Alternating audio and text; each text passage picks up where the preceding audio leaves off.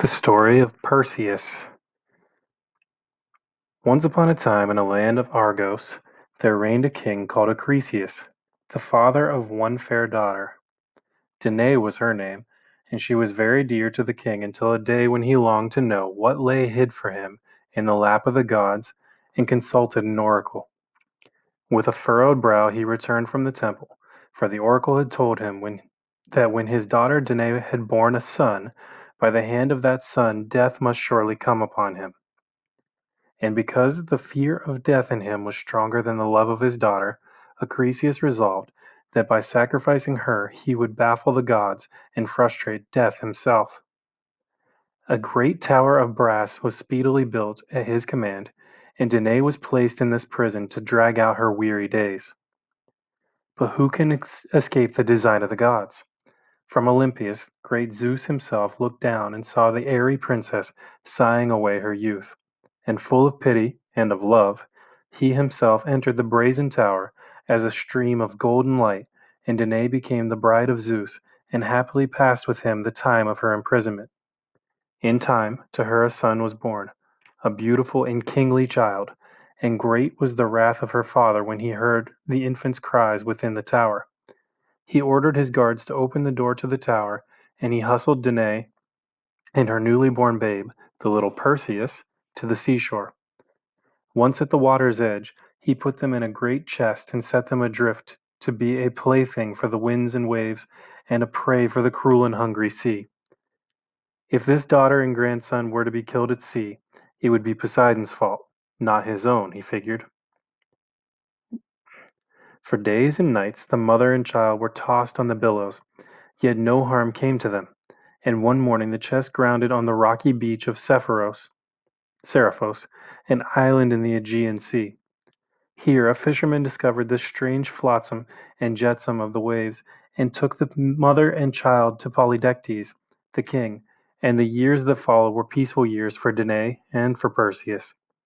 But, as Perseus grew, becoming each day more goodly to look upon, more fearless, more ready to gaze with serene courage into the eyes of gods and of men, an evil thing befell his mother. She was but a girl when he was born, and as the years passed she grew even more fair. And the crafty eyes of old Polydectes, the king, watched her eagerly, always more hotly desiring her for his wife. But Danae, the beloved of Zeus himself, had no wish to wed the old king, and she rejected his suit. Behind her, as she knew well, was the stout arm of her son Perseus, and while Perseus was there, the king could do her no harm. But Perseus, unwitting of the danger his mother faced each day, sailed the seas unfearingly, and felt that peace and safety surrounded him on every side. In fact, Perseus's bravery was bolstered by his dreams. It seemed the gods visited him as he slept, giving counsel and courage. On a recent night he dreamed Athena, goddess of war, had visited him, whispering in his ear, "I am Pallas Athena, and to me the souls of men are known. Those whose fat hearts are as those of the beasts that perish do I know. They live at ease. No bitter sorrow is theirs, nor any fierce joy that lifts their feet free from the cumbering clay. But dear to my heart are the souls of those whose tears are tears of blood, whose joy is the joy of the immortals. Pain is theirs, and sorrow. Disappointment is theirs, and grief. Yet love is as the love of those who dwell on Olympus. Patient they are, and long suffering, and ever they hope, ever do they trust. Ever they fight, fearless and unashamed, and when the sum of their days on earth is accomplished, wings, of those existence they have never had knowledge, bear them upwards, out of the midst and din and strife of life, to the life that has no ending. Then she laid her hands on the hand of Perseus. Perseus, she said, art thou of those whose dull souls who forever dwell in pleasant ease, or wouldst thou be as one of the immortals? And in his dream, Perseus answered without hesitation, rather let me die a youth, living my life to the full, fighting ever, suffering ever, he said, than live at ease like a beast that feeds on flowery pastures and knows no fiery gladness, no heart-bleeding pain. Then Athena, laughing for joy because she loved so well a hero's soul, showed him a picture that made even his heart sink with dread, and she told him a terrible story. In the dim, cold Far West, she said, there lived three sisters. One of them, Medusa, had been one of her priestesses, golden-haired and most beautiful. But when Athena found that she was as wicked as she was lovely, swiftly had she meted out a punishment. Every lock of her golden hair had been changed into a venomous snake. Her eyes, that had once been the cradles of love, were turned into love's stony tombs. Her rosy cheeks were now of death's own livid hue. A grinning mask looked on the world, and to the world her gaping mouth and protruding tongue meant a horror before which the world stood terrified and mute. There are some sadnesses too terrible for human hearts to bear. So it came to pass that in the dark cavern in which she dwelt, and in the shadowy woods around it, all living things that had met the awful gaze of her hopeless eyes were turned into stone. Then Athena showed Perseus, mirrored in a brazen shield, the face of the fallen priestess. And, as Perseus looked, his soul grew chill within him. Athena, in low voice, asked him, Perseus, would you have the will to end the sorrow of the piteous sinful one? He answered, anything you ask I will do, the gods helping me. And Pallas Athena, smiling again, left him to dream, and Perseus awoke in sudden fear and found that in truth he had but dreamed, yet held his dream as a holy thing in the secret treasure house of his heart. In the daylight he found that his mother walked in fear of Polydectes the king. She told her son, a strong man now, though young in years, about the king's unwelcomed advances. Perseus saw red blood, and gladly would have driven his keen blade far into the heart of Polydectes. But his vengeance was to be delayed by the wily king. Polydectes was hosting a feast, and on that day everyone in the land brought costly offerings to honor him. Perseus alone came empty-handed, and as he stood in the king's court, as though he were a beggar, the other youths mocked him. "Thou sayest thy father is one of the gods," one young man said. "Where is thy god or godlike gift, O Perseus?" And Polydectes, glad to humble the lad who was the protector of his mother's honor, echoed these foolish taunts.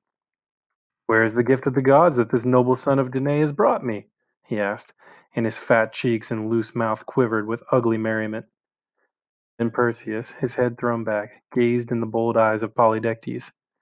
Son of Zeus he was indeed, as he looked with royal scorn at those whom he despised.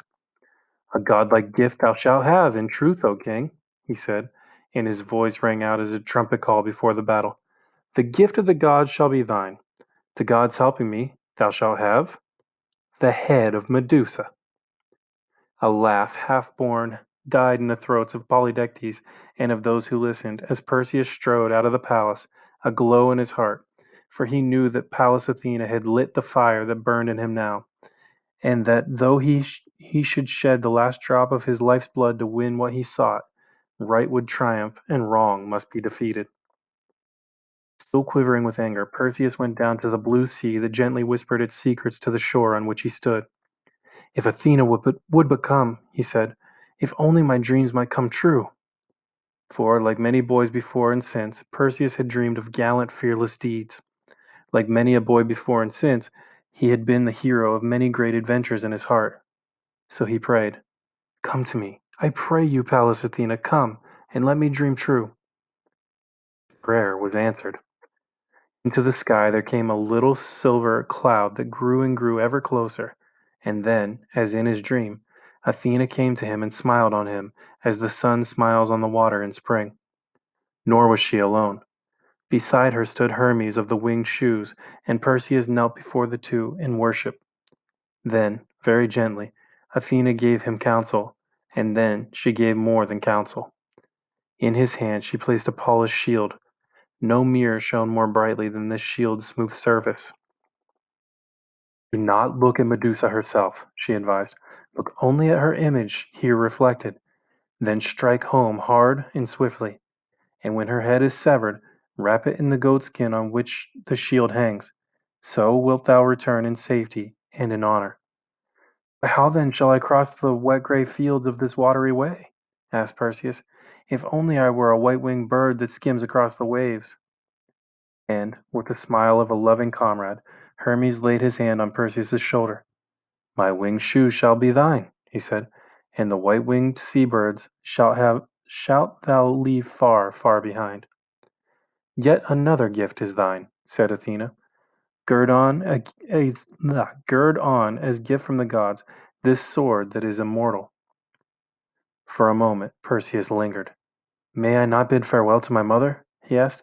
"May I not offer burnt offerings to thee and to Hermes, and to my father Zeus himself?" But Athena rejected his respectful idea. At his mother's weeping, she reasoned, his heart might relent, and the only offering that the Olympians desired was the head of Medusa. Then, like a fearless young golden eagle, Perseus spread out his arms, and the winged shoes carried him across the seas to the cold northern lands just as Athena had directed.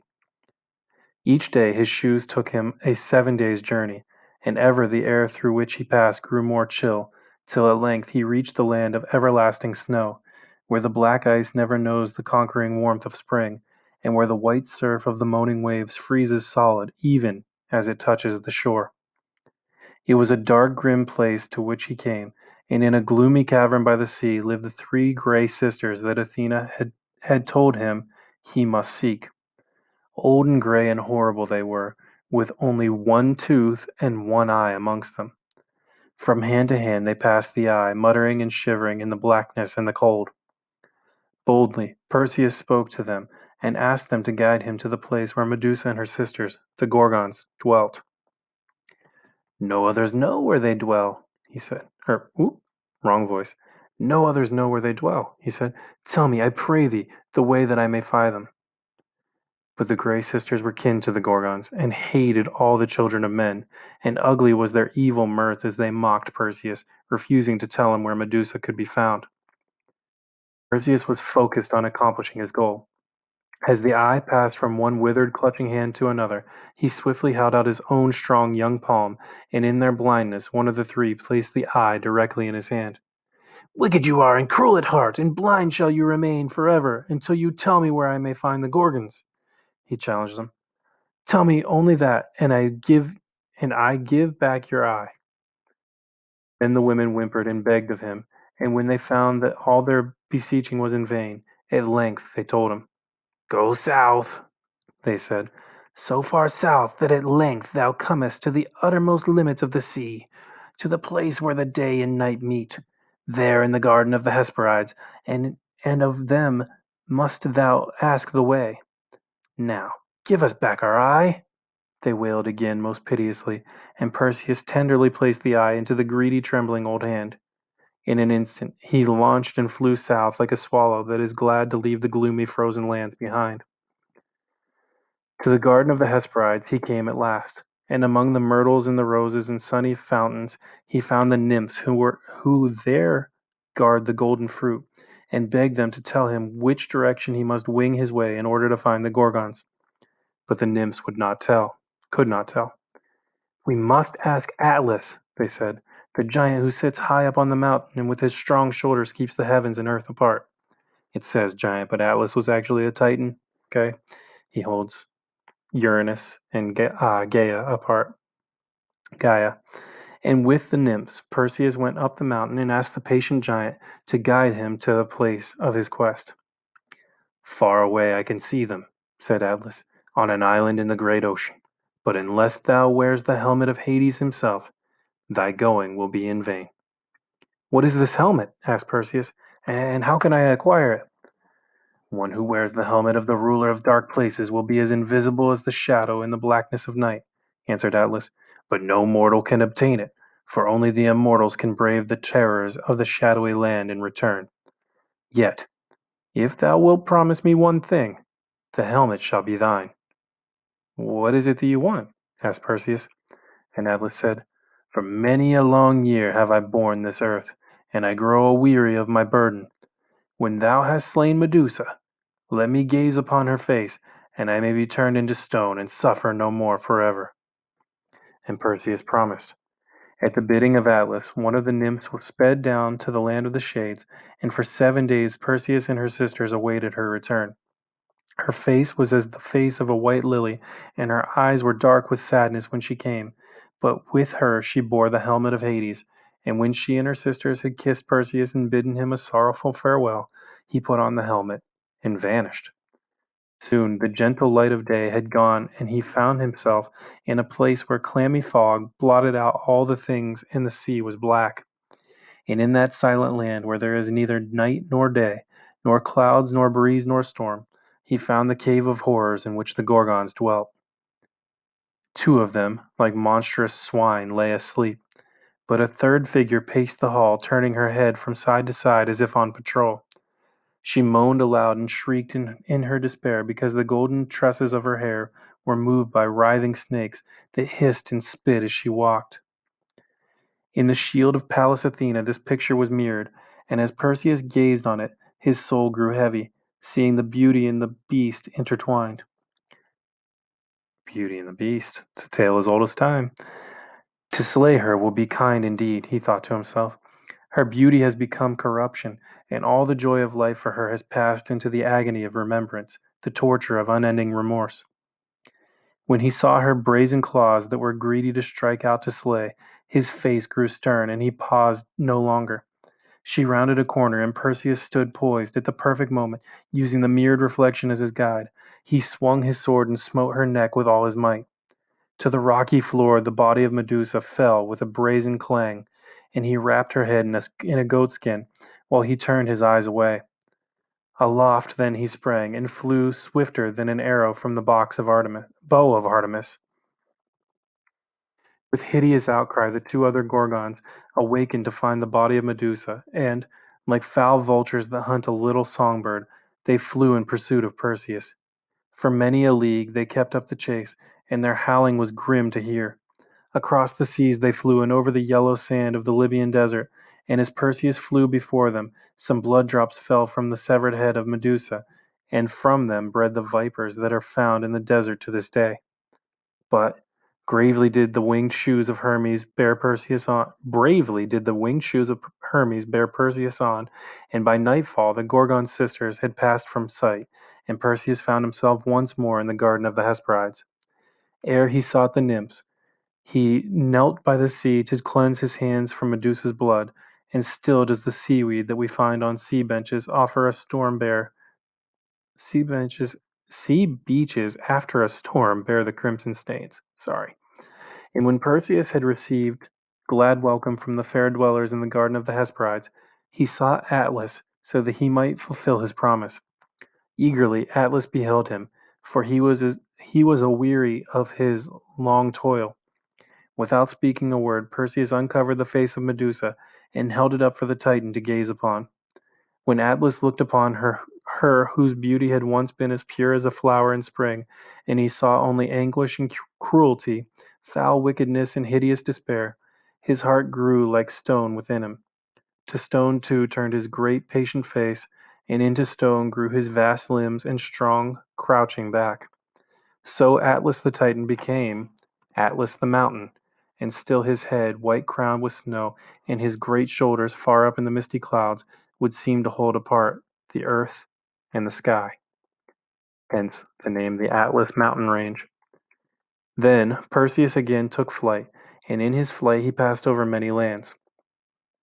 Far down below him, as he flew one day, he saw something white on the purple rock in the sea. It seemed too large to be a snowy plumaged bird, and he darted swiftly downward that he might see more clearly. The spray lashed against the steep rocks on the desolate island, and showered itself upon a figure that at first he took to be a statue of white marble. The figure was actually that of a girl, slight and very youthful, yet more fair even than any of the nymphs of the Hesperides.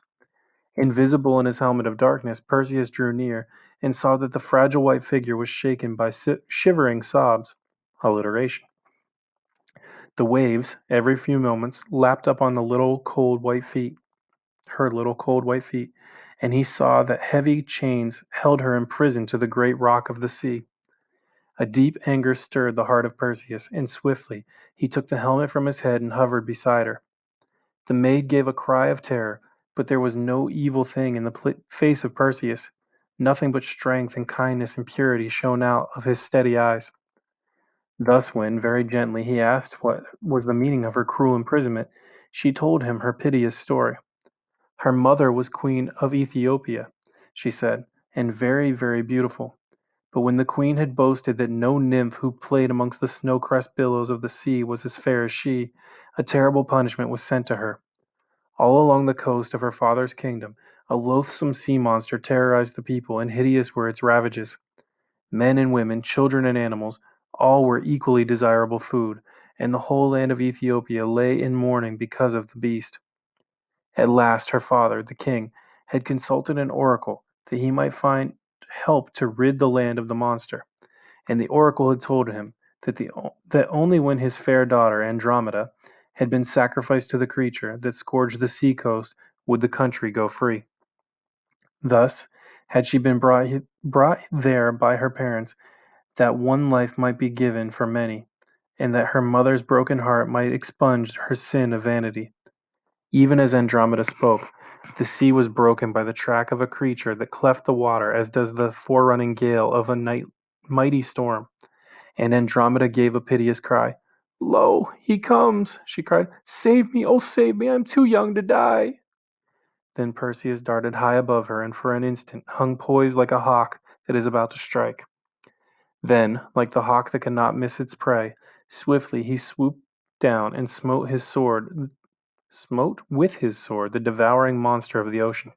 Not once, but again and again he struck the beast, until all the water around the rock was churned into blood-stained froth, and until his loathsome combatant floated on its back, mere carrion for the scavengers of the sea.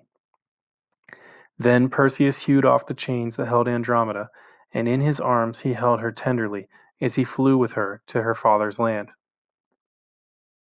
So grateful then was the king and queen of Ethiopia, and who so happy as Andromeda, for Perseus, her deliverer, dearest and greatest hero to her in all the world, not only had given her her freedom, but had given her his heart. Willingly and joyfully, her father agreed to allow Andromeda to become Perseus's bride. No marriage feast so splendid had ever been held in Ethiopia in the memory of man, but as it went on, an angry man with a band of sullen-faced followers strode into the banquet hall. It was Phineus, he who had been betrothed to Andromeda, yet who had not dared to strike a blow against the monster for her rescue. Straight at Perseus he and his men rushed, and fierce was the fight that then began. But from the goatskin where it lay hid, Perseus drew forth the head of Medusa, and Phineus and his warriors were instantly turned into stone.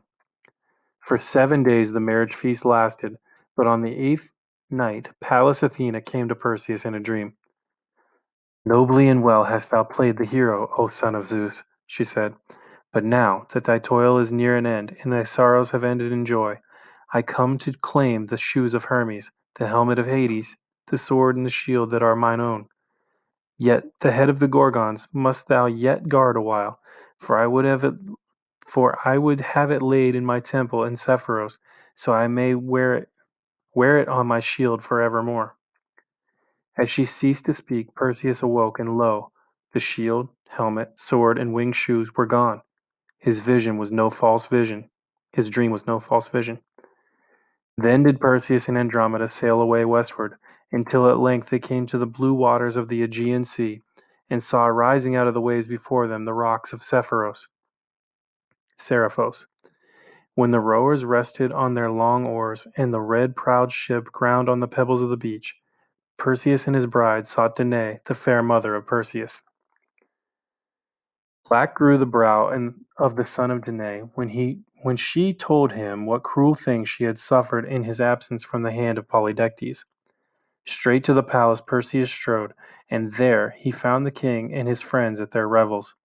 For 7 years Perseus had been away, and now it was no longer a lad who stood in the palace hall, but a man in stature and bearing like one of the gods. Polydectes alone knew him, and from his wine he looked up with mocking gaze. "So thou hast returned, O nameless son of a deathless god," he said. "Thou didst boast of a gift, but methinks thy boast was an empty one."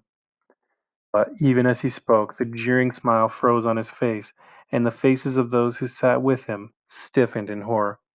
"O king," Perseus said, "I swore that, the gods helping me, thou shouldst have the head of Medusa. The gods have helped me.